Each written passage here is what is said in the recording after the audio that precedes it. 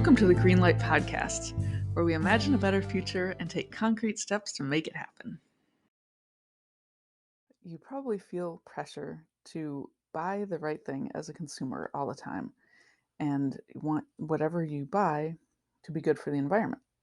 So first, let's remember that it's the company's job to make the right thing. So if you tell them what you want, hopefully they will be making those changes. But I have some other good news, which is that you already own the best thing for the environment for every category. And that's because whatever you've already bought is the best thing for the environment because it already exists. Whatever it is made of has already been taken and refined and made into its final shape and spent that money on it already. So you don't have to throw away your plastic toothbrush and buy a bamboo toothbrush. I saw on Easy Eco Tips Instagram this idea and I was really struck by it. Like, the most eco-friendly thing you have is the thing you already have. And maybe you've heard this before, which is great. In that case, tell your friend about it. If you have toothpaste in a plastic tube, use all of it, squeeze all the very last bits out of it. And if you have travel toothpastes or toothpaste you got from your dentist, try to use up those little guys too. Just kind of look around and see what you've got. Then that's actually something good you've done for the environment because you put off the day when you're buying a new toothpaste. The best way to win is to use all of it. Martin Dory with No More Rubbish Solutions says use everything as long as possible, and he points out that phones are actually a great thing because unfortunately these little friends that we carry with us everywhere are not recycled and they have all kinds of heavy metals in them and things that are hard to deal with. So you can be a rebel, and instead of buying a new phone when the company brings out a new model, you can use it for another 6 months, use it for another year.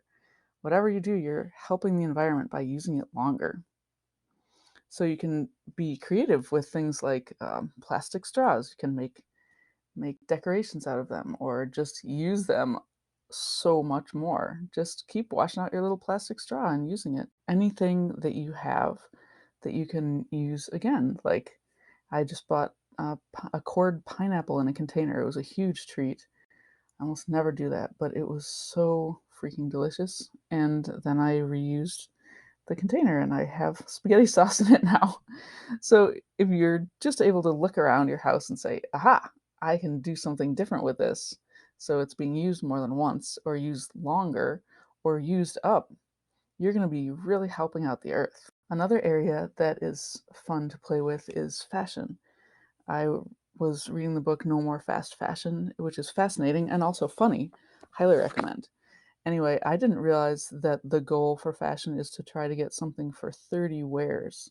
So that means, like, your favorite jeans, you probably wore them more than 30 times already, and you're doing great. But there are some things in our closets that we save for special occasions or we always kind of thought we'd wear and we didn't. So for this trip, actually, coming home for the holidays, I brought a few things that I hadn't worn as much with the idea that I will have to wear them, and I have been, and I like them. I actually gave myself a little challenge of wearing just things that I normally don't wear as often for a couple weeks, and I liked it more than I thought I would.